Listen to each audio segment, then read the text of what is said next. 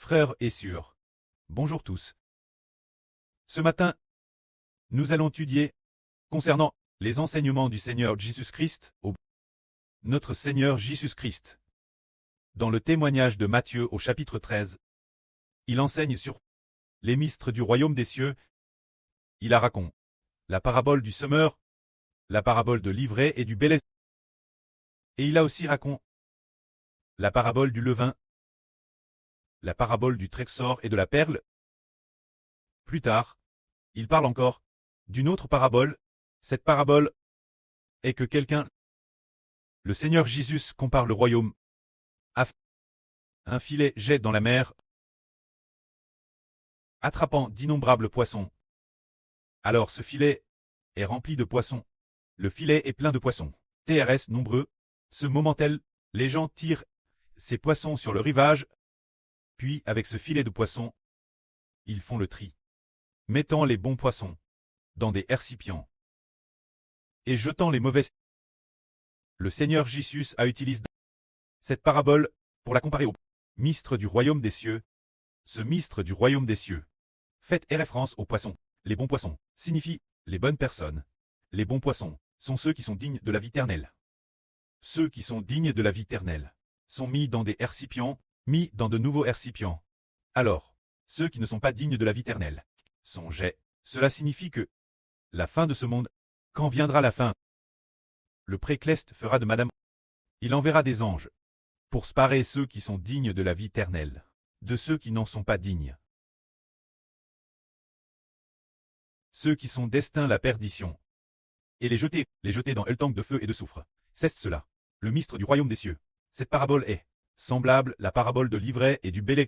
PPRS. L'ivraie digne. Ceux qui la fin du monde seront jetés, et BRLS par le feu.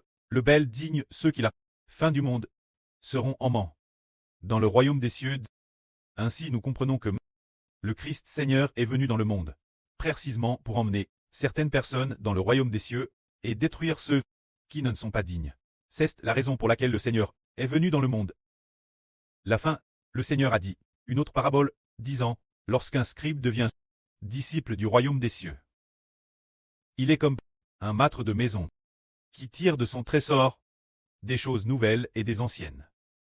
Alors que veut dire le Seigneur par cette parabole? Un scribe qui devient disciple du royaume des cieux signifie que un scribe vers dans l'écriture qui recopie la loi, croit en l'évangile du Seigneur Jésus et devient citoyen du royaume des cieux. Du fait qu'il était auparavant scribe, connaît parfaitement l'écriture, alors il a compris que l'Ancien Testament est ainsi et le Nouveau Testament ainsi. Il pouvait ainsi faire la différence.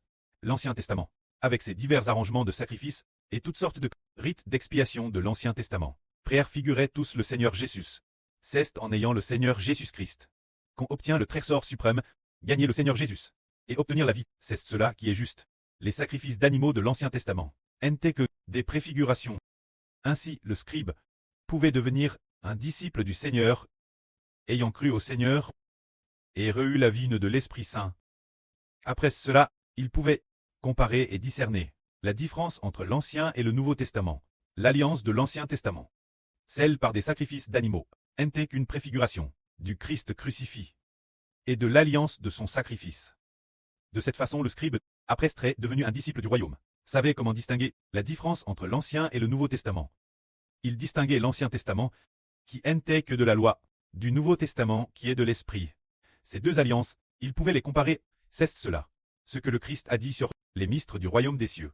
Ah, le Seigneur Jésus dans le témoignage de Matthieu au chapitre 13, expose les mystères du royaume des cieux. Et c'est ainsi qu'il a fini de parler. Ce moment-là, après ce que le Seigneur Jésus eut fini d'enseigner les mystères du royaume des cieux, il descendit de la barque. C'est merveilleux. Il enseignait les mystères du royaume depuis la barque, tandis que la foule se tenait sur le rivage pour scooter proclamer la vérité. Il était sur la barque il y a 2 ans, puis la barque c'est un peu loin de la rive, quelques mètres de distance environ. Il se tenait sur la barque pour enseigner la foule. Ce moment-là, beaucoup de gens après avoir entendu ces enseignements furent très étonnés. Ils furent très étonnés par l'enseignement du Christ. Ils dirent, cet homme, d'où lui vient une telle sagesse. Et cet homme, d'où lui vient aussi le pouvoir de faire des miracles. N'est-il pas le fils du charpentier. Sa mère, ne s'appelle-t-elle pas Marie-Anne? Et ses frères et sœurs, ne sont-ils pas tous chez nous, ses frères? Jacques, Joseph, Simon et Jude, ne les connaissons-nous pas tous? Mais ce Jésus, d'où lui vient ce genre de pouvoir de faire des miracles? Et d'où a-t-il un tel enseignement si merveilleux? D'où cela vient-il? Ses frères et sœurs, nous les connaissons tous. Nous connaissons aussi ses parents. D'où a-t-il donc bien pu obtenir une telle sagesse? Alors, frères et sœurs, pensant que c'est Jésus qui enseignait les mystères du royaume des cieux, d'où tenait-il une telle sagesse? En réalité, c'est l'esprit de notre précleste qui habitait dans le Seigneur Jésus. Et parce que le Seigneur Jésus est le créateur de la vie, il comprenait aussi qu'il était venu sur terre précisément pour racheter la vie et la rendre au royaume des cieux. C'est pourquoi il comprenait profondément les mystères du royaume des cieux. L'homme aussi a été créé par lui. Toutes choses viennent de lui. Il comprenait donc profondément les mystères du royaume des cieux. Et il savait aussi que l'origine, il était au ciel, envoie dans le monde pour sauver les hommes et les amener au royaume des cieux. Comme les gens du monde ne reconnaissaient qu'il était le Fils de Dieu et ne comprenaient pas que toutes choses ont été créées par le Seigneur Jésus et que le précleste n'avait pas ouvert leurs yeux, c'est pourquoi, ayant entendu les enseignements du Seigneur, ils ne croyaient toujours pas en lui. Alors beaucoup de gens l'ont abandonné, ne croyant pas qu'il était le Seigneur, ne croyant pas qu'il était le Fils de Dieu. C'est pourquoi ils disaient, cet homme est Nazareth. C'est juste un de nos compatriotes. Alors nous, ne le croyons pas. Il ne peut pas être un prophète, et il n'est pas possible qu'il soit le Fils de Dieu. Il n'est que le fils du charpentier, il a grandi parmi nous depuis son enfance. Ainsi, les gens, une grande multitude de personnes, ont ainsi trébuché et on cesse de croire au Seigneur. Le Seigneur Jésus a dit, un prophète n'est sans honneur que dans sa patrie et dans sa propre maison. Cela signifie qu'un prophète, dans sa propre patrie, n'est pas respect. Ce moment-là, le Seigneur Jésus qui est le Fils de Dieu, est aussi un prophète dans sa propre patrie. Personne ne croirait en lui. Alors le Seigneur Jésus quitta sa patrie pour aller ailleurs. C'est ainsi que, après que le Seigneur Jésus-Christ finit de parler des mystères du royaume des cieux, les gens ne crurent pas en lui. Mais les mystères du royaume des cieux, enseignés par le Seigneur Jésus, ont été par l'apôtre Matthieu, en détail consigne dans la Bible, de sorte qu'aujourd'hui, Madame, nous les peins, nous les lisons, avec grand intrigue, et les expliquons magnifiquement. Après avoir entendu cela, les frères et sœurs aspirent ardemment, très choisis, et obtenir la vie éternelle. C'est cela le mystère du royaume des cieux. Le Seigneur Jésus a dit, en parlant des mystères du royaume des cieux, que celui qui a des oreilles pour entendre, entende. Alors nous, ses enfants, pouvons comprendre ce qu'est le mystère du royaume des cieux, se dire Jésus, aimer le Seigneur de toute sa vie. L'esprit du Seigneur Jésus sera en nous, l'esprit du précleste, et aussi en nous. Ce moment-là, nous, par le nom du Seigneur Jésus, recevons le pouvoir de devenir enfants de Dieu. En fait, les citoyens du royaume des cieux cessent de devenir des personnes nées de Dieu. Ce sont les citoyens du royaume des cieux. Le royaume des cieux s'appelle aussi le royaume de Dieu, puisque c'est le royaume de Dieu. Les habitants de ce royaume doivent être des enfants de Dieu, se dire croire en Jésus, pour recevoir, venant de Dieu, une vie nouvelle. Ce moment-là, le Seigneur Jésus entendit. Il apprit que Jean le Baptiste avait eu. Alors il retire sur la montagne. Quand Jean le Baptiste, pour quelle raison a-t-il tué? Parce qu'il y avait alors un roi, nomme le roi Hérode. Ce roi Hérode faisait le mal, et fut réprimé par Jean le Baptiste. Car ce roi avait pour la femme de son propre frère, alors que son frère était encore en vie. Il prit la femme de son frère pour lui-même, et fut alors réprimé par Jean le Baptiste. Jean le Baptiste, il le fit alors jeter en prison. Plus tard un jour, ce roi Hérode, ce roi, lors de son anniversaire, la fille de sa femme, se dire la fille de sa femme, dansa pour le divertir. Le roi Hérode dit alors que si cette jeune fille demandait quoi que ce soit, le roi Rod le lui donnerait. Alors cette jeune fille, pousse par sa mère, dit « Donne-moi la tête de Jean le Baptiste. Apporte-la-moi. » Finalement, le roi fit décapiter Jean le Baptiste, et sa tête fut remise la jeune fille. C'est ainsi que Jean le Baptiste fut tué.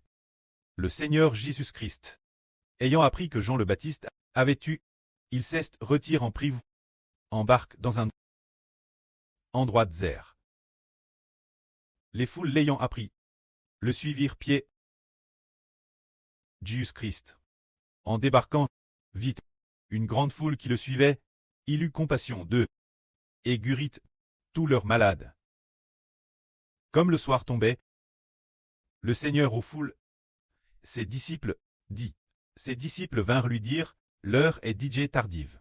Cet endroit est désert. Renvoie les foules dans les villages pour s'acheter de quoi manger. Le Seigneur répondit, elles n'ont pas besoin de s'en aller. Donnez-leur vous-même manger. Alors ils dirent, nous n'avons ici que 5 pains et 2 poissons.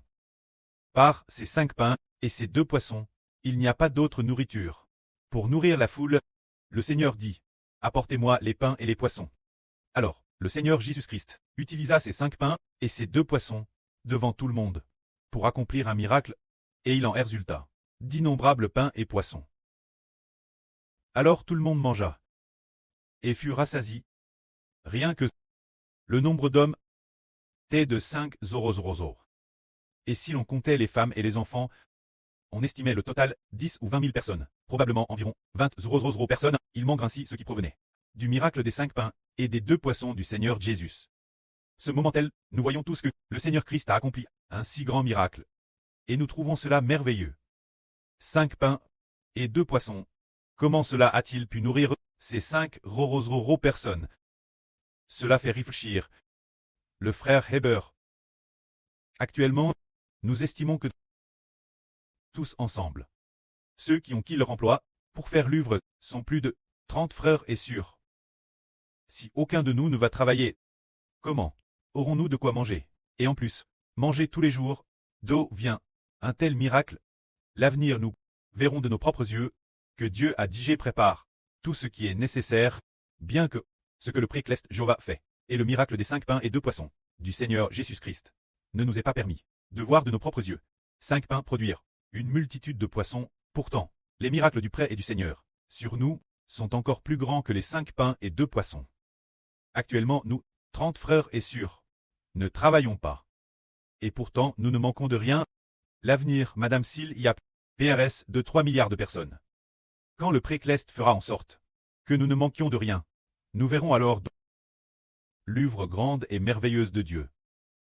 Comment se fait-il que PRS de 3 milliards de personnes n'ait pas travaillé, s'efforce chaque jour pour l'évangile, et pourtant ne manque de rien? D'où vient un tel miracle? Il vient en réalité de Jéhovah, le commandant des armes. Notre frère Heber ne travaille plus depuis 3 ans. Depuis 2025, il semble, non, ce n'est pas seulement depuis 2025, ce n'est pas depuis 2025. Il semble que ce soit depuis 2023 qu'il ne travaille plus. Puis en 2024, en 2023, il a travaillé 6 jours. En 2021, il a travaillé 6 jours. Et en 2024, il n'a pas travaillé 20 TC5, 26. Jusqu'à sacrifier sa vie. Et ne plus travailler pour ce monde. Il semble que les frères et sœurs, beaucoup de frères et sœurs, le sont aussi. Nous avons vu de nos propres yeux le précleste Jéhovah, par le Seigneur Christ, la grande et merveilleuse provision. Que la gloire soit auprès et au Seigneur. Amen.